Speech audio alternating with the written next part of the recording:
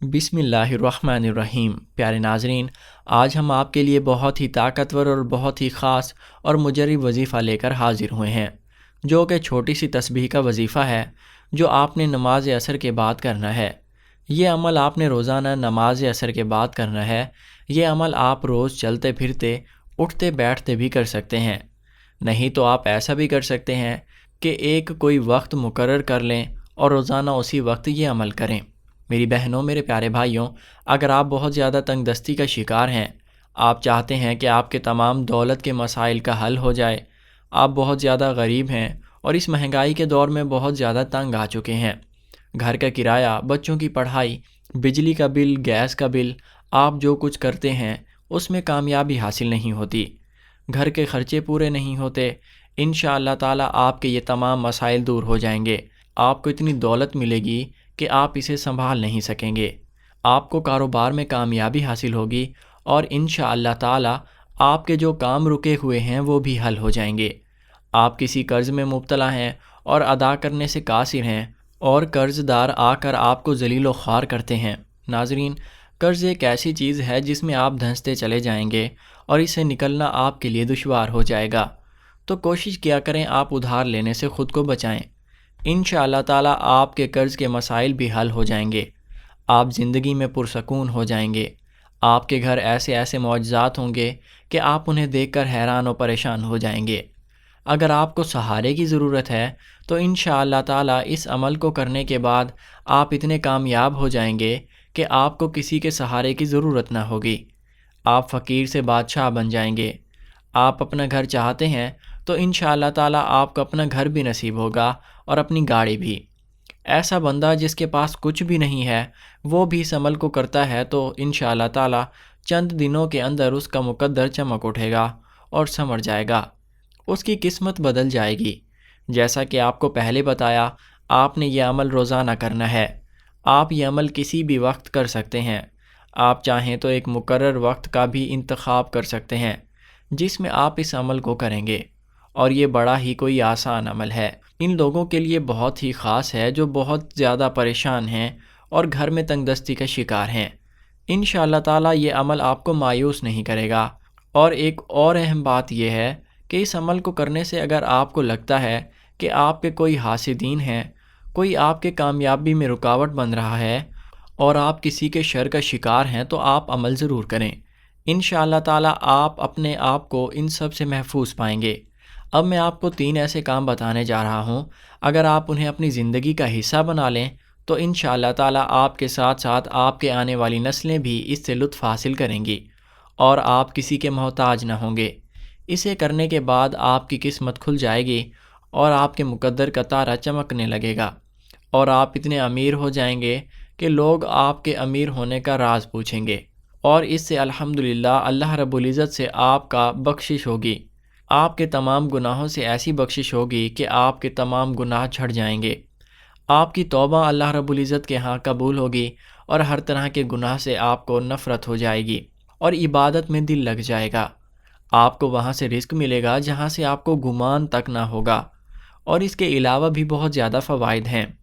اور میں آپ کو نماز عصر کی فضیلت کے بارے میں آگاہ کرنا چاہتا ہوں۔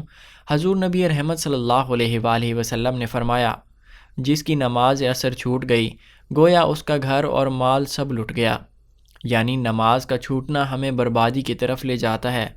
حضور نبی رحمت صلی اللہ علیہ وآلہ وسلم نے ارشاد فرمایا، وہ شخص ہرگز جہنم میں نہیں جائے گا جو سورج نکلنے سے پہلے اور سورج ڈوبنے سے پہلے نماز پڑھے۔ حضرت جریر بن عبداللہ رضی اللہ تعالیٰ عنہ فرماتے ہیں، ہم لوگ نبی کریم صلی اللہ علیہ وآلہ وسلم کی خدمت میں حاضر تھے۔ آپ صلی اللہ علیہ وآلہ وسلم نے 14ویں رات کے چاند کی طرف دیکھا، پھر فرمایا، تم لوگ اپنے رب کو اسی طرح دیکھو گے جیسے اس چاند کو دیکھ رہے ہو، اسے دیکھنے میں تم کو کسی بھی قسم کی مشقت اور تکلیف نہیں ہوگی، اس لیے اگر تم سے سورج کے طلوع سے پہلے فجر اور غروب سے پہلے عصر کی نمازوں کے پڑھنے میں کوتاہی نہ ہو سکے تو ایسا ضرور کرو۔ پھر آپ نے اس آیت مبارکہ کی تلاوت کی۔ ترجمہ، تو سورج نکلنے اور غروب سے پہلے اللہ کی پاکیزگی بیان کرو۔ حدیث پاک میں ہے، رسول اللہ صلی اللہ علیہ وآلہ وسلم نے فرمایا، جو شخص فجر اور عصر کی نماز پڑھے وہ جنت میں داخل ہوگا۔ ناظرین، اللہ پاک کے اسماء حسنہ 99 ہیں اور ان سب کی اپنی اپنی برکات ہیں، اور ان کی تعریف میں ایک حدیث پاک حضور نبی رحمت صلی اللہ علیہ وآلہ وسلم کا فرمان ہے، اگر کوئی شخص اللہ تعالیٰ کے 99 جو نام ہیں ان کو یاد کر لیتا ہے، یا ان کو پڑھ کر اللہ سے دعا مانگتا ہے، یا ان کے معنی یاد کر لیتا ہے، ان پر عمل کرتا ہے، تو وہ جنت میں جائے گا۔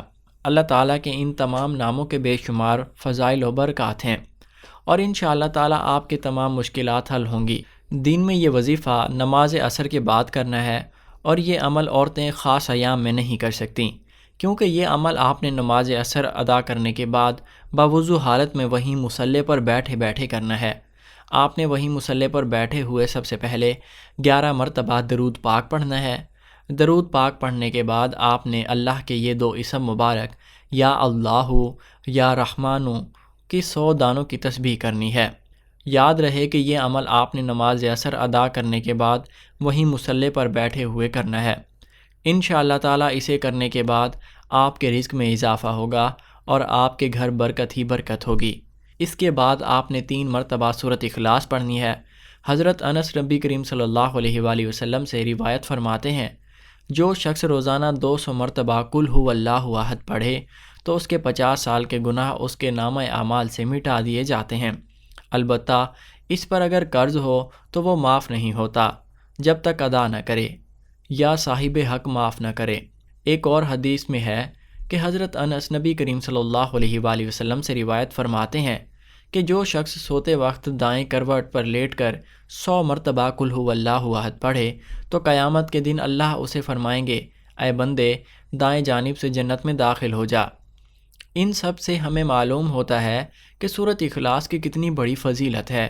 ایک آدمی کو سورہ اخلاص سے بہت محبت تھی، اور اس محبت کی وجہ سے وہ اس سورت کو ہر نماز کی قرأت کے اختتام پر پڑھتے تھے۔ اللہ تعالیٰ نے اسے اس سورت سے محبت کی وجہ سے اسے جنت میں داخل کر دیا۔ ایک اور حدیث میں آیا ہے کہ حضور پاک صلی اللہ علیہ وآلہ وسلم نے اس صحابی کے متعلق جو امام تھے اور ہر نماز میں سورہ اخلاص ضرور پڑھا کرتے تھے، اور جب ان سے اس کا سبب دریافت کیا گیا تو کہا، مجھے اس سورت سے بہت محبت ہے۔ فرمایا، اس شخص کو خبر دے دو کہ بے شک اللہ تعالیٰ بھی اس شخص سے محبت کرتے ہیں۔ اس کے علاوہ سورۃ اخلاص کے بہت سارے فوائد ہیں۔ پہلا فائدہ یہ ہے کہ اللہ پاک 300 غضب کے دروازے بند کر دے گا، مثلا دشمنی، قرضہ، فتنہ وغیرہ۔ دوسرا فائدہ یہ ہے کہ اللہ پاک اس شخص پر 200 رحمت کے دروازے کھول دے گا۔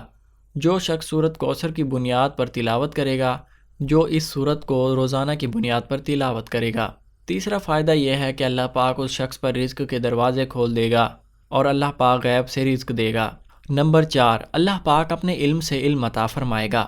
نمبر 5، 36 مرتبہ قرآن پاک کی تلاوت کا ثواب ملے گا۔ اور نمبر 6 پر اللہ پاک 50 سال کے گناہ معاف کرے گا۔ اور نمبر 7، اللہ پاک جنت میں 20 بنگلے دے گا۔ یہ وظیفہ جو ہے اس کو خاص عصر کے بعد تاکید کی گئی ہے، اور اس کے لیے عصر کی نماز ادا کرنا بہت ضروری ہے، یعنی عصر کی نماز ادا کیے بغیر یہ وظیفہ کارآمد ثابت نہیں ہوگا۔ نماز عصر کے چند فضائل اور اس کی اہمیت ہم آپ کی خدمت میں پیش کرتے ہیں۔ فرمان مصطفیٰ صلی اللہ علیہ وآلہ وسلم ہے کہ تم میں سے کسی کے اہل و مال میں کمی کر دی جائے تو یہ اس کے لیے بہتر ہے کہ اس کی نماز عصر فوت ہو جائے۔ اس کے علاوہ جس کی نماز عصر جاتی رہی اس کا اتنا بڑا نقصان ہو گیا کہ گویا اس کا خاندان اور مال سب تباہ ہو گیا۔ حضرت موسیٰ اشعری رضی اللہ تعالیٰ عنہ سے روایت ہے کہ نبی کریم صلی اللہ علیہ وآلہ وسلم نے فرمایا، جس نے ٹھنڈے وقت کی 2 نمازیں پڑھیں، فجر اور عصر، تو وہ جنت میں جائے گا۔ اس کے علاوہ ایک اور حضرت موسیٰ اشعری سے روایت ہے، آپ نے فرمایا کہ حضور نبی رحمت صلی اللہ علیہ وآلہ وسلم کا فرمان ہے کہ عصر کے بعد کا جو وقت ہے یہ قبولیت کا وقت ہوتا ہے، اور اس وقت میں اللہ پاک سے اگر کچھ بھی سچے دل سے مانگا جائے تو وہ فوراً مل جائے گا، تو وہ فوراً مل جاتا ہے۔ ناظرین، عصر کی نماز کے بعد بزرگان کی موجودگی میں درود شریف پڑھ کر خاص دعا کی جاتی ہے۔